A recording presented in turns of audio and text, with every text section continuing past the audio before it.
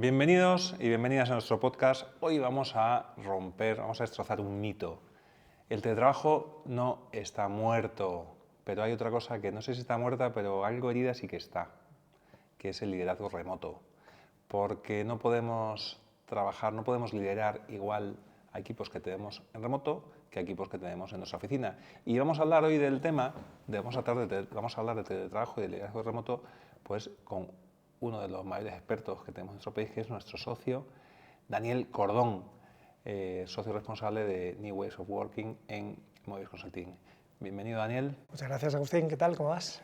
Muy bien. Oye, pues este tema te encanta y te he escuchado hablar muchas veces de lo importante que es establecer con los equipos lo que tú llamas una relación de confianza activa. ¿Qué es exactamente la confianza activa? Pues muy interesante, Agustín. El concepto de la confianza activa yo creo que está más vigente que nunca, porque yo creo que nos debatimos cuando hablamos del tema de la gestión de equipos remotos, de, oye, lo tenemos que hacer de una manera, si quieres, muy controlada, o lo tenemos que hacer de una manera muy delegada, muy dando autonomía a los equipos. Y yo creo que como para casi todas las cosas, el equilibrio es lo que mejor funciona.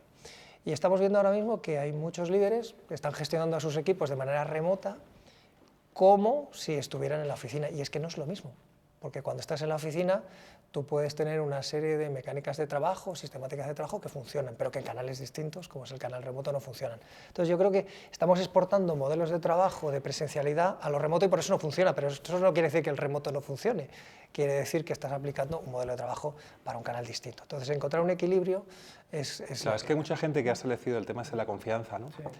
Habla, no, es que nosotros, el otro día decía un cartel que decía de Spotify, ¿no? Creo que era. No sé si era Spotify, igual era un fake, pero decía, en Spotify seguimos con el trabajo remoto porque nuestros empleados... sí, lo vi. Entonces, no se trata de si tus empleados son niños o no son niños, o sea, no es un tema de desconfianza. No tiene nada que ver. La confianza activa es, vale, establecemos un sistema de confianza, pero con una sistemática de trabajo, porque si no lo que está pasando es que hay equipos que están abandonados, ¿no? Porque hay un tipo de manager que es el manager que abdica. ¿Cómo es ese manager? Total, bueno, el manager que abdica es el manager ausente, le llamamos. Que al final, si tú estás en un entorno de presencialidad, yo siempre puedo acudir a mi manager porque tengo una duda, porque necesito resolver algo, y eso ocurre de manera muy natural. Pero si estás en un entorno remoto, que tiene como muchas barreras, el líder ausente no está. Y entonces, una cosa es que yo confíe en ti y otra cosa es que no te apoye cuando lo necesites, que no acordemos qué es lo que vamos a hacer en un determinado proyecto, que estés solo. Claro, entonces hay gente, sobre todo pasa con empleados jóvenes, con poca experiencia, o gente que hace trabajos complicados. Que no tienen a quién recurrir. Que están en su casa perdidos, que no saben, les da miedo llamar a su jefe, llaman a su jefe y no contactan con él, no hay espacios para trabajar, ¿no? Entonces eso, claro, el manager ausente deja a los equipos absolutamente desmotivados, desenganchados, desorientados y tal. Claro, y nos vamos, ese es un extremo, ¿vale? El otro extremo es lo que llamamos ¿cómo podemos llamar? ¿El manager impertinente o el manager...? El manager interruptor. Interruptor. No porque active nada, sino porque está continuamente interrumpiendo. Pertinente. ¿Y qué pasa? ¿Qué hace ese manager interruptor? Claro, ese manager, en el fondo, como no quiere dejarte solo, y en el fondo, vamos a pensar bien, tiene una vocación de acompañarte, de ayudarte, necesita saber qué es lo que necesita el equipo, que es una necesidad muy natural del manager responsable, pues está continuamente tomando un contacto contigo. Claro, lo que no sabe es que si ese colaborador está en un proceso de concentración haciendo una tarea. Insisto, si yo estoy en un entorno presencial, yo puedo ver si tú estás en un momento donde te puedo consultar una cosa, si es que necesito saber qué es lo que te puede ayudar. Sí, me pillas tomando un café y te hago una consulta. Entonces surge de manera natural. Pero si tú estás en tu casa y yo estoy en la mía, y no nos estamos viendo, y yo necesito conectar contigo, te interrumpo continuamente. Y a lo mejor tú estás muy concentrado en una tarea, en un momento de máxima productividad y te estoy interrumpiendo. Claro, entonces el micromanager, podemos llamarle el micromanager. Sí, micromanager remoto. El micromanager en remoto es muy lesivo. Porque genera muchos espacios de interrupción. Genera estrés y está continuamente llamando al colaborador, oye, ¿qué hay de lo mío? Oye, cuéntame, oye, ¿cómo vas? Y todo eso es tiempo y tal. Y además, las agendas se llenan de reuniones, ¿no? Entonces, la confianza activa, que me parece un concepto muy bueno, ¿no? O sea, yo definiríamos la confianza activa como un equilibrio que hay entre la confianza ciega y pasar absolutamente y dejar que el equipo abdicar. Y el micromanagement. Y el micromanagement es un equilibrio. Eso, ¿cómo se articula? ¿Cuáles son, digamos, las claves de éxito de la confianza activa? Bueno, pues mira, yo te diría, al final el equilibrio es la base. tiene que regir el principio de confianza en el equipo, especialmente un equipo con el nivel de seniority y conocimiento para hacer una determinada tarea, proyecto, responsabilidad. Eso tiene que seguir siendo importante. Sin embargo, no nos vamos a ir al extremo del manager ausente, lo que vamos a establecer son sistemáticas de trabajo que nos permitan estar conectados y ser predecibles. ¿Cómo funciona? Pues ese equilibrio, es establezcamos... Cuéntame un ejemplo de esas sistemáticas. Por ejemplo, una sistemática one-to-one semanal.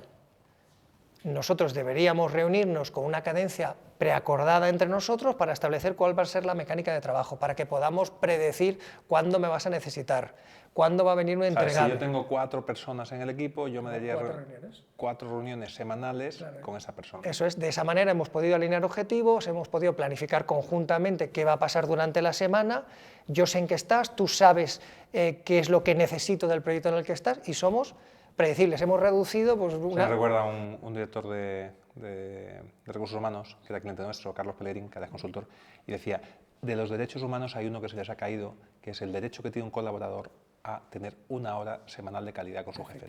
¿Qué mínimo? ¿Qué mínimo? Si tú eres un líder, ¿qué mínimo de estar 1 hora hablando? Evidentemente, en función al nivel de seniority y de experiencia del colaborador, pues será una reunión más de co-creación, de alineamiento, o más donde yo te indico que espero que hagas. Además yo como colaborador, pues todas las cosas que tengo con mi jefe que no son urgentes las trato en esa hora y el jefe igual, ¿no? Es un doble beneficio. El colaborador sabe qué se espera de él y el líder conoce un poco en qué estamos trabajando. Yo cuando hablo esto a los managers me dicen, es que no tengo tiempo de tener tantas reuniones one-to-one con el equipo. Ni lo van a tener, en tanto en cuanto no tengan esta sistemática de reuniones para trabajar de una manera más eficiente, que es lo que va a pasar, vamos a estar continuamente desalineados y eso me va a obligar a mí a conectar con mis colaboradores, a mis colaboradores perder tiempo teniendo reuniones que podíamos haber sistematizado y al final nos metemos en un ciclo de ineficiencia.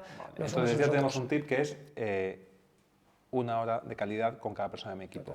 Hay un segundo tip que te he escuchado hablar que me parece muy interesante, que es establecer unas reglas claras de qué hacemos en asíncrono y qué hacemos en síncrono. Pero para que nos entiendan primero la gente, ¿qué es el trabajo asíncrono y qué es el trabajo síncrono? Te pongo un ejemplo de cada tipo de trabajo. El trabajo síncrono o asíncrono no tiene que ver con el canal, que es un error muy habitual. O sea, que ocurra en digital no quiere decir que sea asíncrono, quiere decir que ocurre al mismo tiempo o no.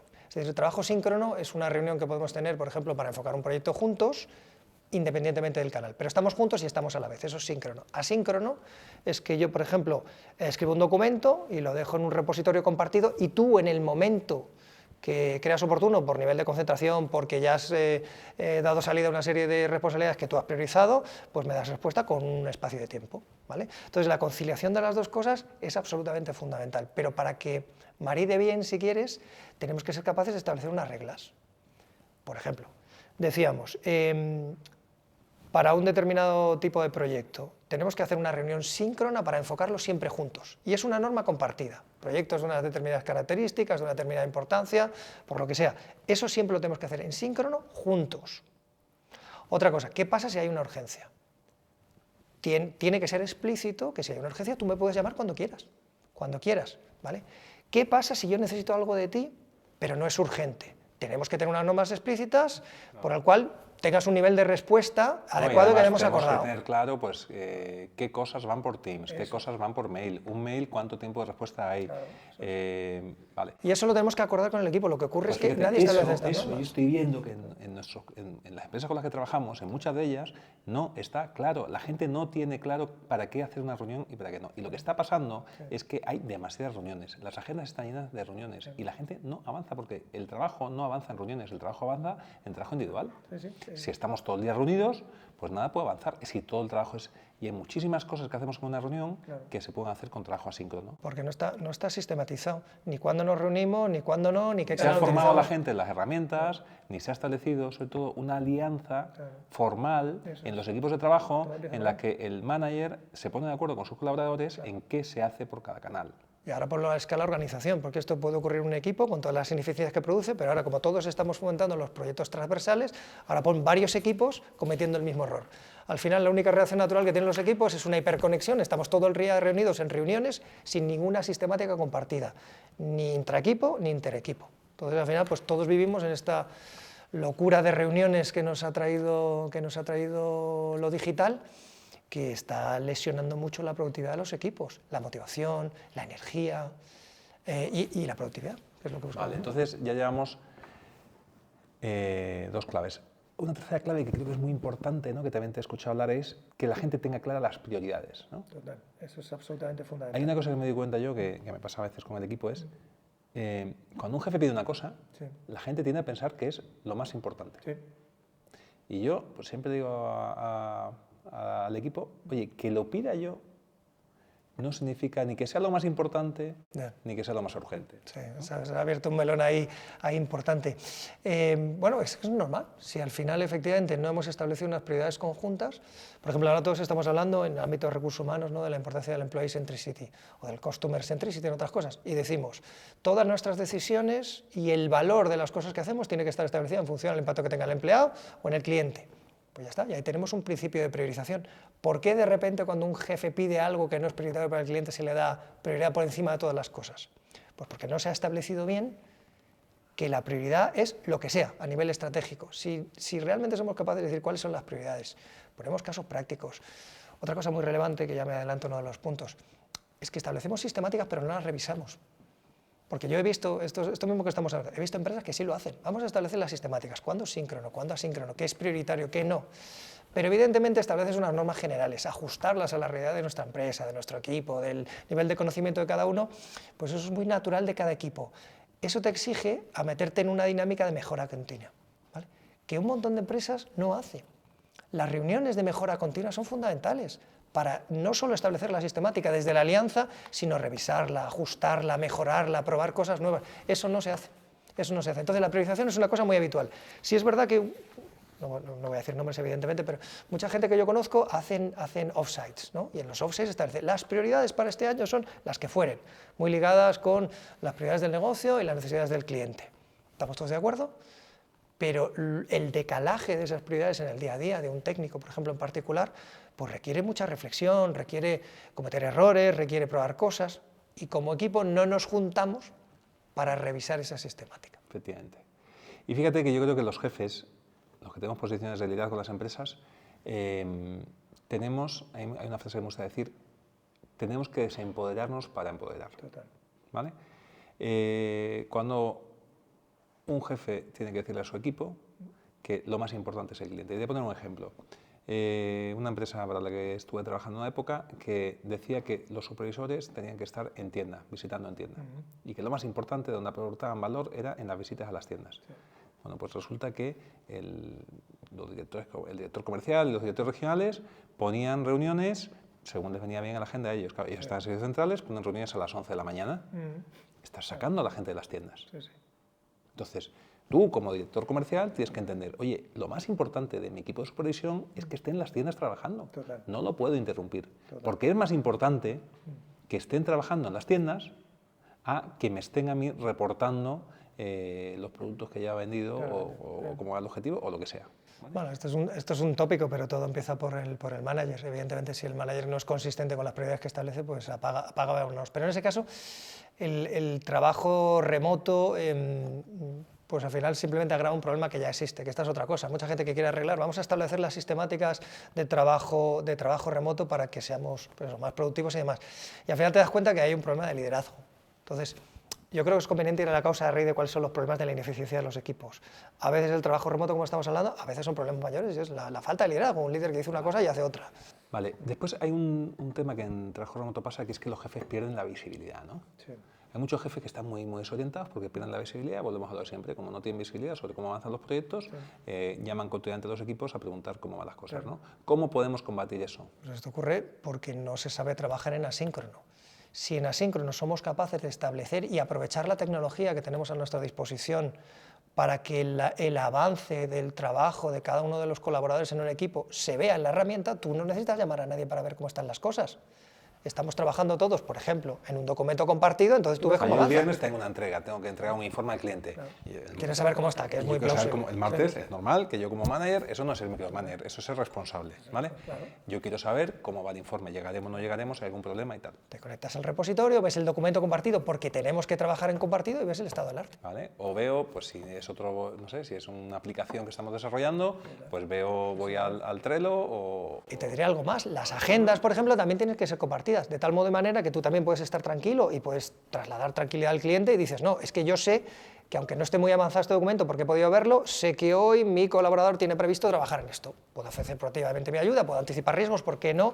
¿Vale? Pero la si visibilidad somos, juega contra la transparencia. interrupción. Si yo no tengo visibilidad, estamos cada uno en un sitio, estaré llamando, estaré interrumpiendo continuamente a mi equipo y mi equipo no podrá. Pero de nuevo, aquí queremos exportar a un canal digital las maneras de trabajo de la presencialidad y en el fondo, porque estas herramientas normalmente casi todas las empresas lo tienen, sobre todo en los entornos multinacionales que nosotros conocemos más, pero es que los managers no los utilizan.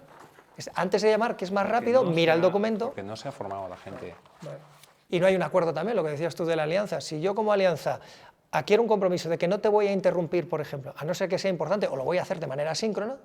Pero es que la realidad es que no se ha formado la gente en esto, porque hemos estado todo el tiempo, cuando migrábamos hacia el teletrabajo, hablando de si el teletrabajo había que pagarlo o no había que pagarlo, si había que tocar los convenios o no había que tocar los convenios, si eran 2 días, si eran 3 días, si le pagamos a la gente el autobús o no. Y lo más importante que es enseñar a la gente a liderar y a trabajar en un entorno remoto, no lo hemos hecho. Y lo más increíble, y ahora aludimos a que no tenemos tiempo para hacerlo, cuando hacerlo es seguramente lo que nos va a conceder más tiempo y más productividad, que es lo que todos estamos buscando. Pero por el motivo que sea, estamos ya en la rueda de la inmediatez, del día a día, y somos absolutamente incapaces de salir de ahí. Algunas empresas lo están haciendo con mucho éxito, pero yo te podría decir que no es lo habitual. Hay una cosa que te escucho hablar, que es la disponibilidad responsable. Exactamente, ¿qué significa la disponibilidad responsable? Bueno, disponibilidad responsable es básicamente establecer ventanas conocidas por todos para que en ese momento esté disponible para ti. Si establecemos unas dinámicas en particular de unos y de otros, del manager y del equipo, donde en ese momento me puedes llamar sin problemas, la comunicación serendípica, ¿vale?, ocurre de manera mucho más estructurada. Y por tanto, en el conjunto de las relaciones que tenemos, pues hay muchas menos interrupciones que pueden afectar al deep work. Entonces, establecer también cuáles son nuestros momentos o nuestros espacios donde me puedes llamar, puedes contactar conmigo sin ningún responsable, porque estoy a tu disposición, eso facilita mucho que ocurran muchas menos interrupciones. Todos, tanto el jefe como los colaboradores, necesitamos tiempo de trabajo profundo y necesitamos trabajo sin interrupciones. Es que esa es la clave. Y no podemos, si no nos protegemos de las interrupciones, el trabajo no avanza. Entonces, establecer unas ventanas en particular donde me puedes llamar para que eso ocurra, hace que el espacio donde necesitas concentrarte pues esté más protegido. Muy bien. Pues, oye, fantástica esta conversación que hemos tenido. Yo creo que hemos dado algunas de las claves del liderazgo remoto. Tiene mucho que ver con las sistemáticas de trabajo, tiene mucho que ver con la productividad personal, tiene mucho que ver con que el jefe entienda que no es lo más importante, sino que lo más importante es que el trabajo fluya, que el cliente esté atendido y que las cosas se hagan bien, ¿no? Y es, muy buen resumen. Me gusta decir, si tuvieses que definir la confianza activa, ¿cómo la definirías? A mí la palabra que yo creo que mejor la define es el equilibrio entre confianza y sistemática. Si somos capaces como equipo de alcanzar una alianza para conseguir ese equilibrio, conseguiremos ser mucho más productivos y trabajar mucho. O sea, yo confío en el equipo, pero a la vez que confío en el equipo, tengo una sistemática de trabajo que me permite que esa confianza esté basada en realidades. Exacto. Hay una frase que me gusta mucho, que es lo que nos pasa, que vivimos en un mundo dicotómico. Hay una frase que me gusta mucho, yo prefiero la genialidad de la I a la tiranía de la O. No es confianza o sistemática, es la genialidad de la I, es confianza y sistemática. Pues muchas gracias, Daniel, ha sido muy interesante y nos vemos en nuestro próximo podcast. Venga, hasta la próxima, gracias.